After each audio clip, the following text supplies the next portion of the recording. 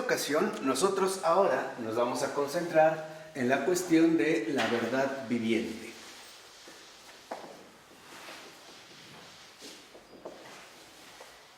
En la página 112, en el apartado C número 1, dice el texto: la vida verdadera solo puede encontrarse en plenitud en el mundo que no perece. O sea, justamente la ocasión anterior habíamos visto que si nosotros nos quedamos únicamente con este mundo que está sometido a las antinomias, entonces tal parece que estaríamos condenados a vivir una contradicción insuperable, ¿no? Pero dice, en cambio, Florensky, que la vida verdadera, más bien, solo se puede encontrar y alcanzar plenamente en este mundo que no perece.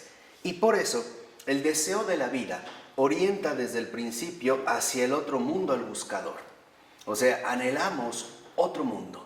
Anhelamos, en otras palabras, la vida, no la muerte, convirtiendo su empeño en una búsqueda religiosa.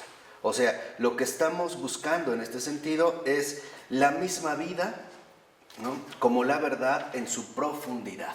Por eso es que se trata en ese sentido de la verdad viviente. Y esta verdad viviente, justo porque nos lleva a buscarla en otro mundo que no es este mundo que perece, se convierte en una búsqueda religiosa. Entonces, de antemano ya vemos que la verdad viviente no tiene que ver precisamente con una búsqueda abstracta de la verdad o en una especie de adecuación conceptual para tranquilizar el pensar. No, está de por medio la vida misma. Por eso dice en la 113, el otro mundo es el mundo de la eternidad, el tiempo propio de la vida de Dios. Y eso es justo lo que nosotros buscamos, ¿no?, al sentir la opresión de este mundo que perece. Lo que estamos buscando en realidad es la vida de Dios.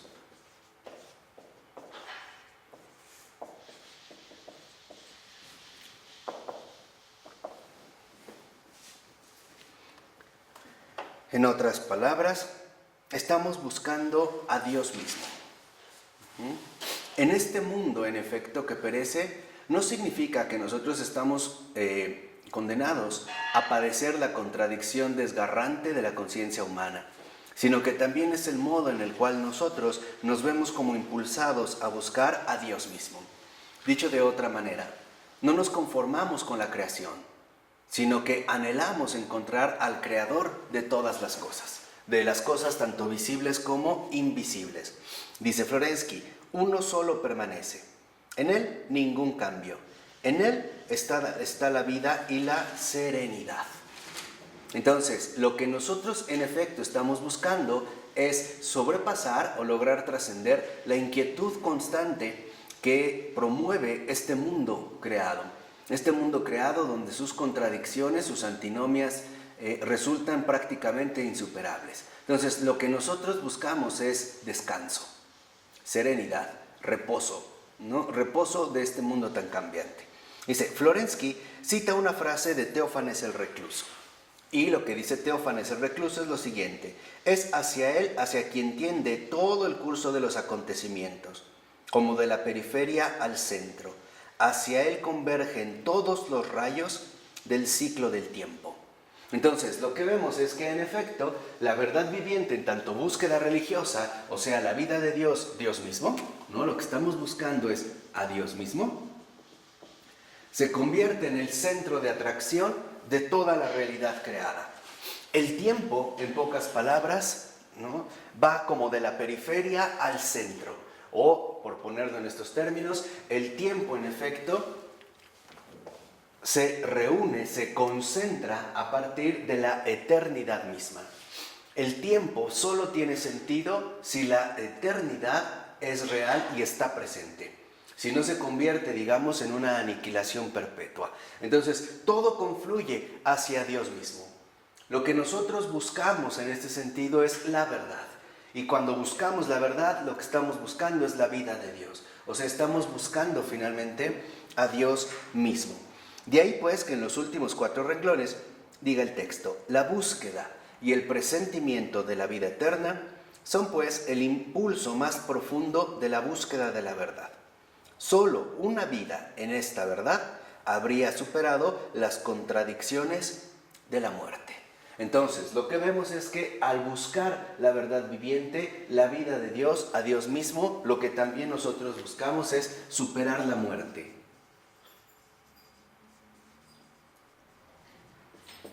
Y esto ya de antemano nos da una luz bastante importante al respecto. Nosotros no fuimos hechos para la muerte. La muerte para nosotros no es algo natural. Tan es así que no nos sentimos plenamente ni satisfechos ni realizados con la mortalidad que en efecto poseemos.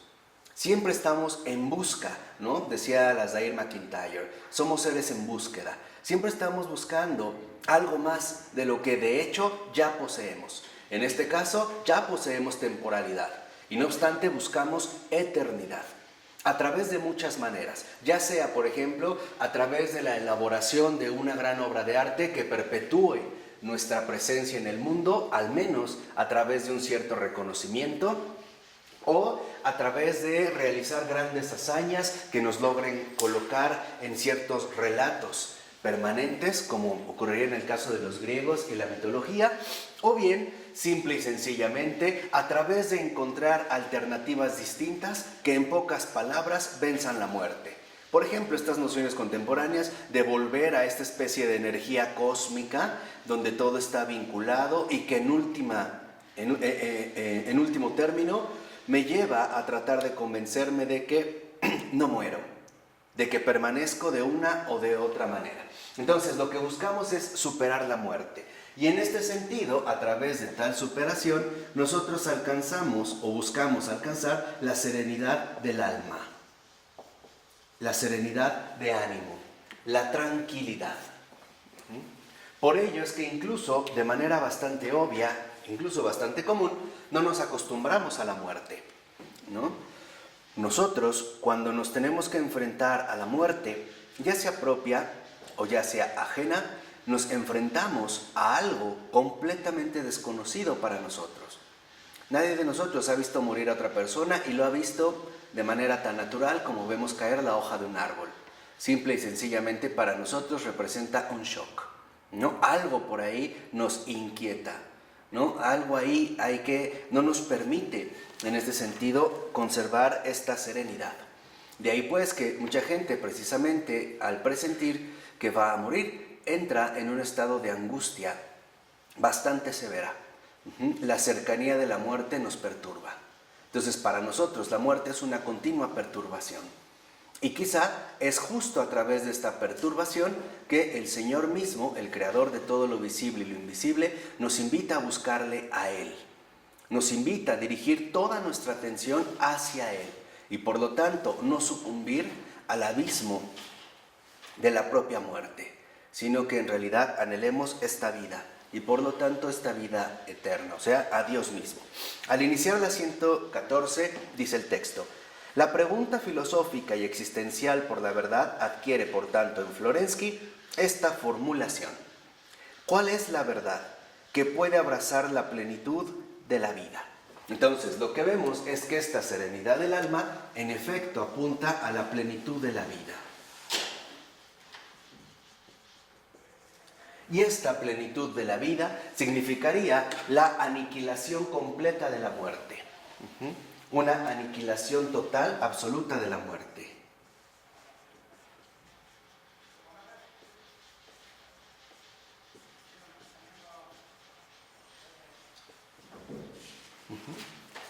Y justo lo primero que se pregunta Florensky es, bueno, ¿cuál es esta verdad que puede abrazar la plenitud de la vida?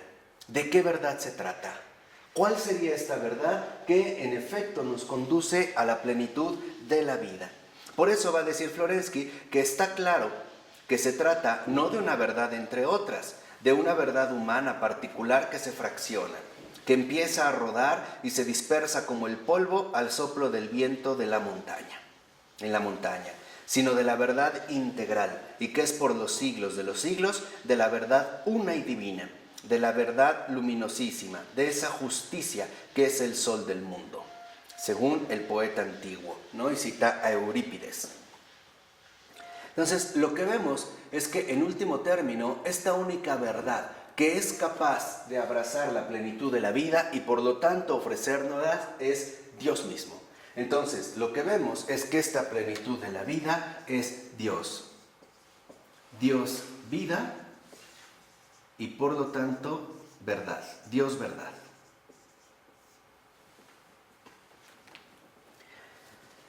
Se trata de Dios, en efecto, como verdad integral. La relatividad de la vida, dominada por la contradicción que entraña la mutabilidad de las cosas, busca el apoyo de la verdad eterna, divina, permanente e integral. Se trata de esta verdad fontanal que fundamenta la vida. Entonces, lo que vemos es que incluso aquí Florensky destaca algo fundamental. Es la verdad, esta verdad, este Dios mismo, Dios verdad, el que fundamenta o es la fuente precisamente de esta vida. De tal manera que entonces ahora el énfasis que coloca Florensky al hablar de la verdad viviente es que solo a través de esta verdad de Dios se alcanza la vida. La verdad, en este sentido, podríamos decir, es mucho más sustancial que la vida, al menos como nosotros la solemos entender. Porque para Florensky, la vida sin la verdad no es vida, no es vivir, ¿no? Y nosotros lo podemos ver, por ejemplo, en las personas o en nosotros mismos que estamos atados a una determinada equivocación o a un determinado error. En pocas palabras, cuando somos presas de la mentira, eso no es vida, ¿no? Eso sería finalmente la negación de la vida. Las personas que en efecto dicen, ya sea en términos político-públicos o en términos privados objetivos, mentiras, en realidad no están llevando una vida. La mentira aniquila la vida. Por ello es que es tan importante para nosotros en estos tiempos reconocer la prioridad fundacional de la verdad en tanto fuente originaria y principal de la vida. Dicho de otra manera, solo a través de la verdad nosotros alcanzamos la vida. Y la verdad es una, es la verdad viviente. O sea, la verdad es Dios mismo. No se trata de alcanzar una verdad cualquiera. Por ejemplo, debemos de hacer una distinción clara entre la veritas y el veritatum, entre la verdad y lo verdadero. La verdad es una, aunque hay muchas cosas verdaderas. Y esta es precisamente, ¿no?, la diferencia entre la veritas, que es una, y el verum, lo verdadero. Entonces, nosotros sí necesitamos en este sentido tener esta distinción muy clara para no incurrir en ciertas equivocaciones. Por ejemplo, podemos encontrar muchísimas cosas verdaderas en el mundo, pero eso no significa que esa es toda la verdad. La verdad única, la verdad absoluta, la verdad auténtica es Dios. Y justo a través de esta integración en la verdad es como nosotros alcanzaremos la vida. O sea, no cualquier vida, sino la vida de Dios, a Dios mismo. ¿Vamos? Por ello, pues, dicen los dos últimos renglones de este párrafo: el anhelo de verdad como plenitud de vida. Y la integridad propia de esta verdad solo puede ser la vida divina. Entonces, cuando nosotros realmente buscamos la verdad, lo que estamos buscando en este sentido es la plenitud vital. Esta plenitud vital que nos lleva entonces a asumir la auténtica dimensión de la propia vida. Por eso, para Florensky es muy fundamental que en la conciencia humana se despierte de nuevo esta sed de verdad. Esta sed fundamental por no sucumbir a los engaños de este mundo que nos hace presentar tipos de vida que en realidad no son vida. O sea, no es posible que nosotros intentemos vivir de cualquier manera. Por ejemplo, uno de estos modelos contemporáneos consiste en suponer que si nosotros obtenemos bastante riqueza económica, ¿no?, si tenemos dinero y cosas, ya con eso alcanzamos la plenitud de la vida. Pero si esto implica, por ejemplo, asesinar a otras personas o entrar dentro del narcotráfico y estar siempre al pendiente o temeroso de que me vayan a asesinar o a mi familia o etcétera, creo que ahí queda con eso bastante claro que eso no es vida. O al revés, o digamos otro caso más bien. Si me han dicho hoy que la vida consiste en adquirir una figura corporal muy particular, ¿no? Como decimos, un cuerpazo, sí, pero ¿a costa de qué? ¿Cuál es, digamos, lo que pierdo? ¿Qué es lo que pierdo? Y ahí es donde entra el punto fundamental. Esto no es vida, porque la verdad no consiste en quitarle al hombre su dignidad. Y esa es la trampa que hoy en día se fomenta. Hoy nos presentan ciertas formas de vida, más bien de existencia, pero a costa de renunciar a la propia dignidad. Por ejemplo, obtener un buen puesto burocrático o obtener un hueso, ¿no?, en el gobierno, pero a costa de ser corrupto, mentiroso, asesino, cobarde, qué sé yo. Entonces, aparentemente, ¿no?, alcancé una plenitud, pero no es la plenitud, porque el precio que hay que pagar es muy alto, la renuncia a la propia dignidad humana. Por eso, no podemos nosotros suponer que cualquier forma de vida es aceptable para cualquier ser humano. O sea, no podemos ya dar por hecho que basta convivir de esa manera, sin ponernos a analizar de manera seria y profunda a costa de qué. ¿Cuál es el precio que tendré que pagar por acceder a esta supuesta plenitud? Porque la verdad lo que hace es recuperar la integridad de la vida. A través de la verdad se recupera la integridad de la vida.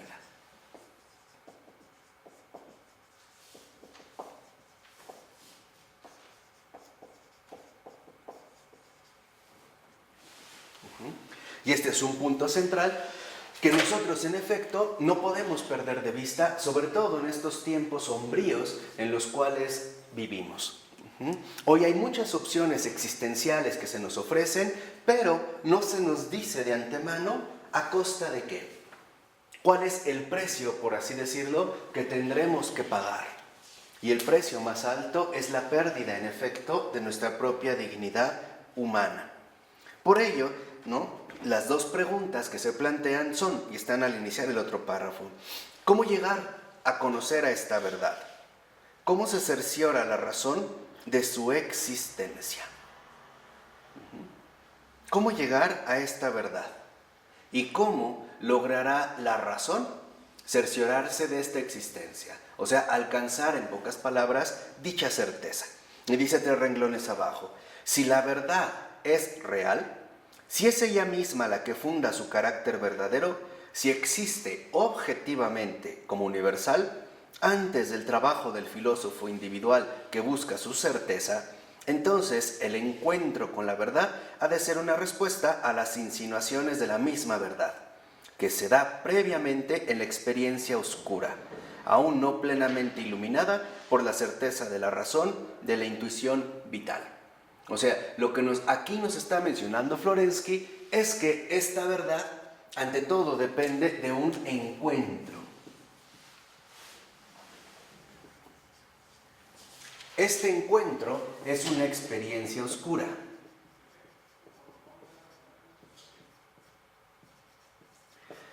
¿Por qué habla Florensky en este sentido de una experiencia oscura? Porque esta experiencia, este encuentro con la verdad, esta intuición vital, todavía no está plenamente articulada en términos racionales. Algo ha acontecido, pero todavía no podríamos tener una claridad racional de qué es justamente lo que aconteció. Esto requerirá un esfuerzo distinto.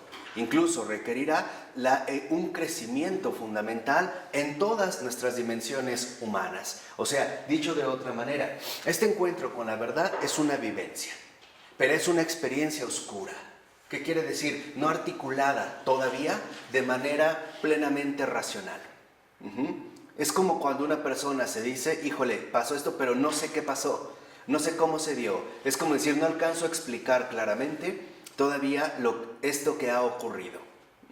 Entonces, lo primero que podemos también captar es que este encuentro, en tanto experiencia oscura, es un acontecimiento vital.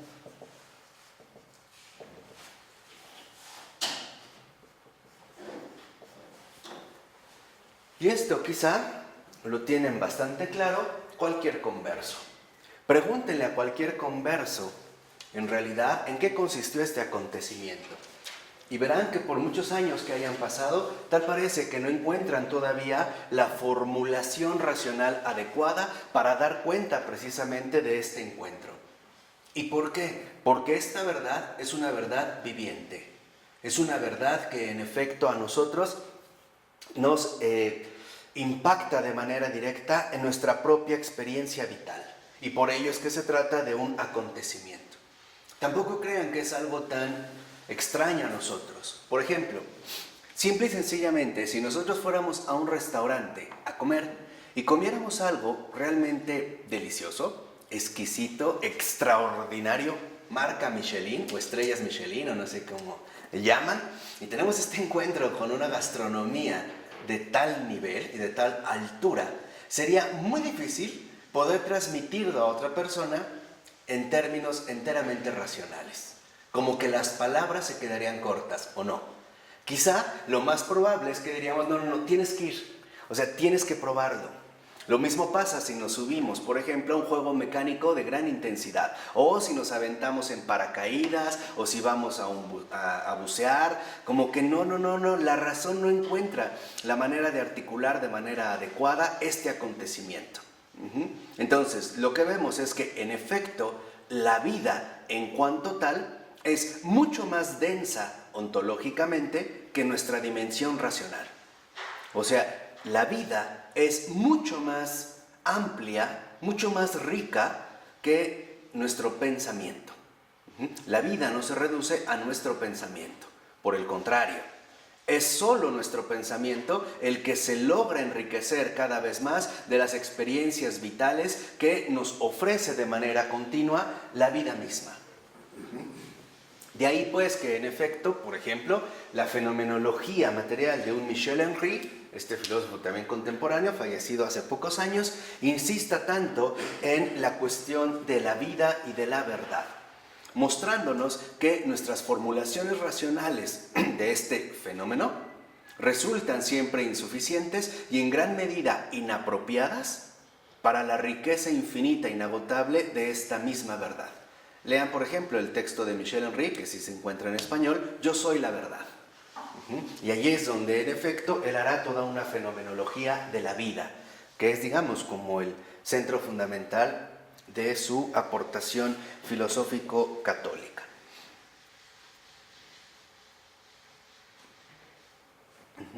Por ello es que, como filósofo, Florensky insiste en que esta experiencia vital es previa al trabajo racional del filósofo.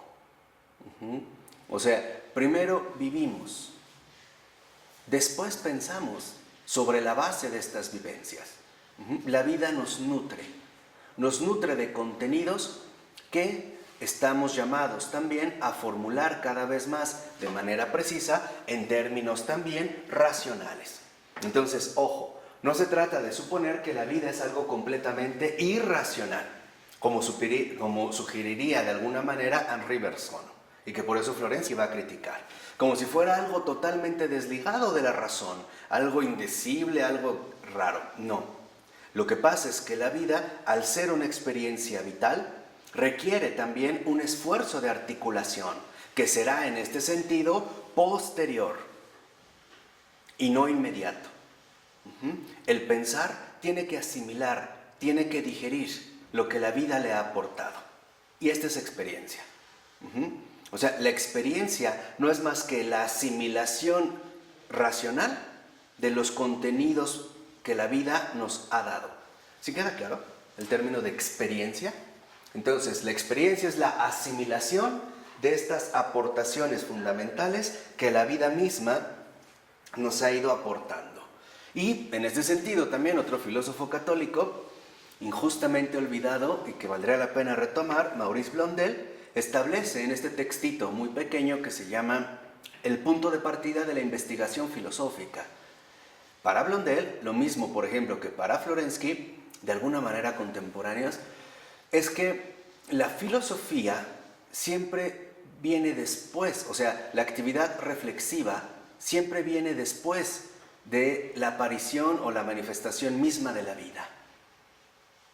Y de hecho el pensamiento está llamado a articular de manera cada vez más precisa, de manera cada vez más concisa, más adecuada, estos contenidos vitales que nos han sido transmitidos justamente a través de este encuentro fundamental con la verdad. Por ello, en el segundo renglón de este otro párrafo de la 115, se hace Florensky otra pregunta, ¿no? ¿Dónde se nos puede manifestar la verdad universal, objetiva, real, omniabarcante y permanente? ¿Existe un lugar espiritual donde se respire la verdad viviente? ¿Lugar hacia el que el filósofo pueda orientar sus investigaciones racionales?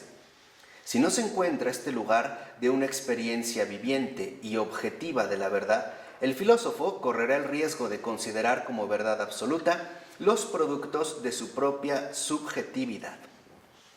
Entonces, lo que vemos es que para Florensky es importante encontrar la ubicación de la verdad, en qué lugar se encuentra. Entonces, la verdad nos invita a darnos cuenta de su ubicación. ¿En dónde es que se encuentra de manera precisa esta verdad viviente? ¿Cuál es el lugar que en efecto posee en tanto realidad absoluta, en tanto realidad objetiva? Precisamente para que no caigamos en la tentación frecuente de pensar que la verdad no es más que el producto de mi propia capacidad pensante. O sea que la verdad es finalmente el resultado de mi propio pensar. Hoy en día hemos llegado más lejos e incluso solemos considerar que no solo la verdad es el producto de mis propios pensamientos, sino también de mis propias emociones. Piensen, por ejemplo, en el caso de una persona depresiva o deprimida, donde tal pareciera que busca establecer la verdad de todas las cosas a partir de su propio estado de ánimo, ¿no? Como si él fuera el definidor de esta condición, ¿no?, vital que en efecto nos rodea a todos.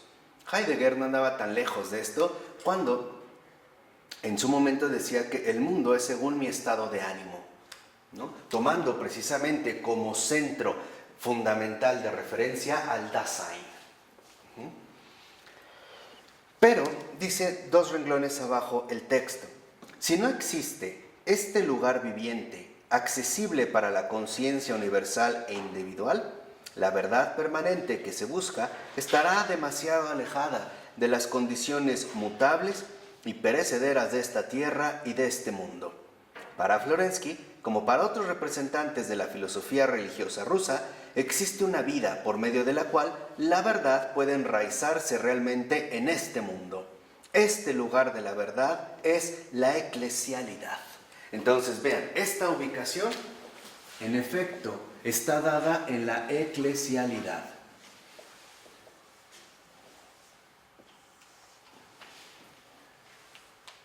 Y la eclesialidad nos remite, en efecto, a este ámbito real, plenamente objetivo, que nosotros ni abarcamos ni agotamos.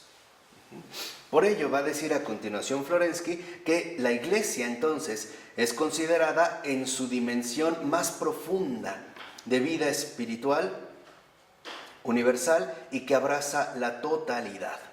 Entonces lo que vemos es que la eclesialidad es la dimensión más profunda de la vida espiritual.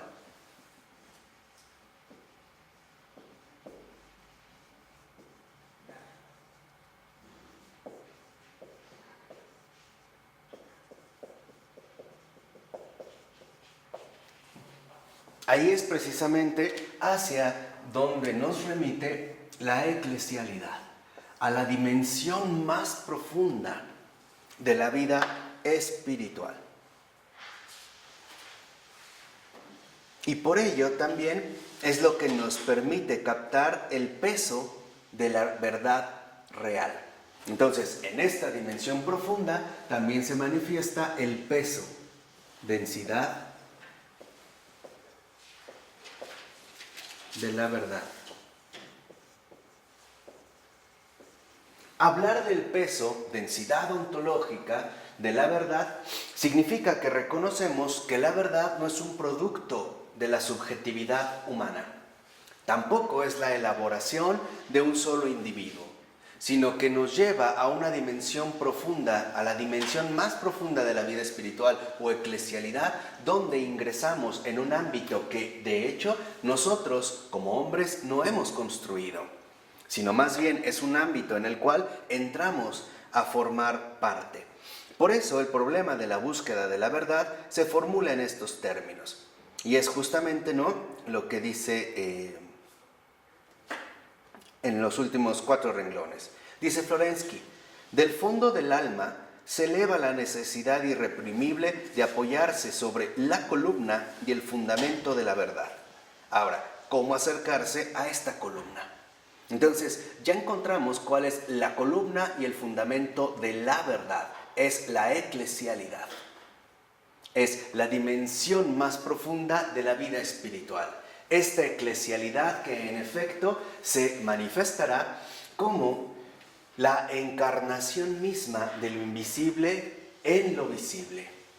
La presencia misma de Dios en el dogma viviente y también en los sacramentos vivificadores y vivificantes. Por ello no es casual que, dicho sea de paso, para San Juan Crisóstomo, este gran padre de la Iglesia, que vale la pena leer, y se pueden encontrar afortunadamente publicados en español en Ciudad Nueva muchas de sus obras, y incluso si corren con suerte en estas librerías de viejo, encontrarán sus obras completas en 4 volúmenes, aunque en realidad no son completas, faltan otras tantas, pero al menos sí contamos con un buen material de él. De hecho es el padre de la Iglesia del que se han conservado más escritos, ni San Agustín. De San Agustín se conservaron tantos como de San Juan Crisóstomo. Decía que en realidad la Iglesia ha sido plantada en la tierra, la vida del cielo, ¿no? O sea, la Iglesia es la plantación en la tierra de la vida del cielo. Y es lo que habíamos visto también la ocasión anterior en esta realidad simbólica del cielo y la tierra. Por eso, para San Juan Crisóstomo, otro gran representante de la eclesialidad, la Iglesia hay que contemplarla como plantada en la tierra, la vida del cielo. Esta es la Iglesia que precisamente tanto amó y tanto edificó y también tanto promovió San Juan Crisóstomo. Por ello es que en efecto en los 2 últimos renglones dice el texto: la Iglesia es el lugar en el mundo y en la conciencia donde se fundamenta la verdad, que es la vida. Entonces, la Iglesia, ¿no?, en este sentido, es el fundamento, o la Iglesia fundamenta la verdad, que es vida.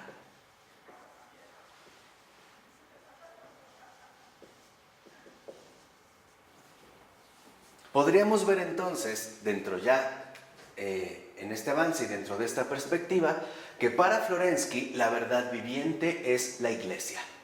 ¿Por qué? Porque es el lugar donde se fundamenta la verdad, que es vida. Y por lo tanto podríamos decir, también en este sentido, es la ubicación de Dios. Ahí es donde se vive a Dios. La Iglesia, en este sentido, es la vivencia de Dios mismo.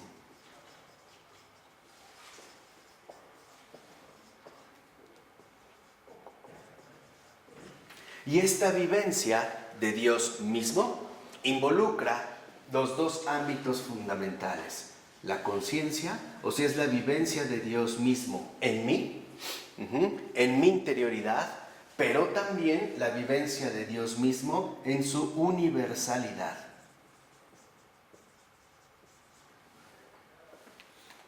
En su propia vinculación con todo lo creado.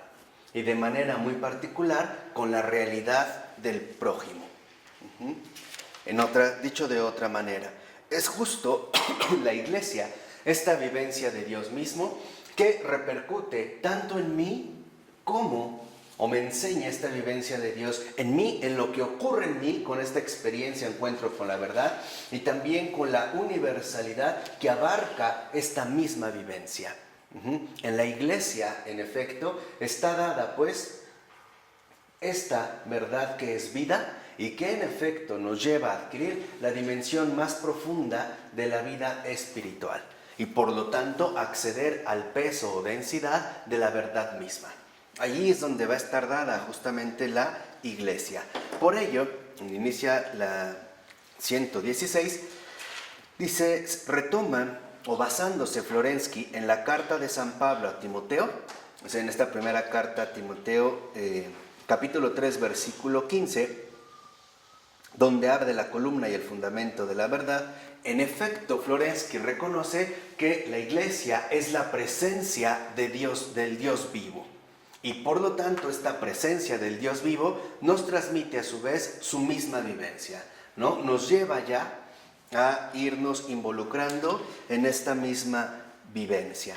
Por ello, 3 renglones abajo, o más o menos unos 7, 8 renglones antes de que acabe este párrafo, dice el texto: la iglesia como ámbito espiritual de comunión, donde se le entrega al hombre que quiere habitar la casa por la fe, la experiencia gratuita de la participación en la verdad vida, la verdad del Dios vivo. El hombre que busca la verdad la encuentra solo si se apoya sobre esta columna y se construye sobre este fundamento. Por eso, la búsqueda religiosa de la verdad se convierte en la búsqueda de la experiencia de la eclesialidad. Entonces, lo que vemos es que, en efecto, la vivencia de Dios mismo se transforma en comunión. Y es justo esta misma comunión la que nos permite a nosotros entender de fondo en qué consiste la dimensión más profunda de la vida espiritual, es decir, la eclesialidad. La comunión involucra que nosotros comulgamos o entramos a formar parte, o mejor dicho, participamos, nos volvemos partícipes de la vida misma de Dios que rebasa toda medida y que en efecto supera toda posible contradicción que humanamente hay que afrontar. Y este es el desafío fundamental de la eclesialidad, la comunión. La comunión solamente se alcanza a partir de Dios mismo. Ahí sí está la posibilidad de acceder a esta auténtica universalidad y por lo tanto de adquirir esta plenitud de vida o serenidad del alma que en efecto nos conduce a través de esta búsqueda religiosa con el único fin de poder acceder a esta verdad viviente. Entonces, si lo vemos, Florensky ya nos está dando un perfil bastante esencial de la iglesia. La iglesia no es solo una institución humana, es una presencia viva de Dios, es la presencia viva de Dios mismo. De tal manera que entonces podríamos decir que también la iglesia es la encarnación máxima en el mundo de la realidad simbólica. ¿Por qué? Porque ahí están los dos mundos, ¿no? Tanto el visible como el invisible. Y nos permite comprender también en este sentido cómo la iglesia es la conjunción perfecta de cielo y tierra. Ahí es donde se manifiesta, digamos, este poder profundo de la eclesialidad. Por ello, como nos dijo en un momento Florensky, aunque nosotros lleguemos a suponer que algo resulta vulgar o despreciable, debemos de captarlo a través de esta dimensión profunda que solo Dios mismo nos otorga y que por lo tanto solo a través de la verdad es como nosotros en efecto podremos en este sentido alcanzar, ¿no?, esta experiencia, este encuentro vivo con Dios mismo. De ahí pues que entonces cuando nosotros nos referimos o hablamos de la verdad viviente, debemos de entender la eclesialidad, o sea, la iglesia, o sea, la vivencia de Dios mismo aquí en la tierra, la vivencia del cielo en la tierra y también la vivencia de la tierra desde el cielo. Por eso es que habíamos mencionado justamente esta cita de San Juan Crisóstomo, ¿no? La iglesia para San Juan Crisóstomo es la plantación en la tierra de la vida del cielo. Y esto es lo que tendremos que aprender. Tendremos que aprender que en efecto las cosas no son solo como las vemos. que las cosas involucran, sobre todo tratándose de la iglesia, un crecimiento extraordinario y una maduración que nos lleve cada vez más a contemplar todo este conjunto a la luz de la verdad y por lo tanto también a la luz de la vida eterna. ¿De acuerdo? Vamos a dejarlo así. En nombre del Padre, del Hijo y del Espíritu Santo. Amén.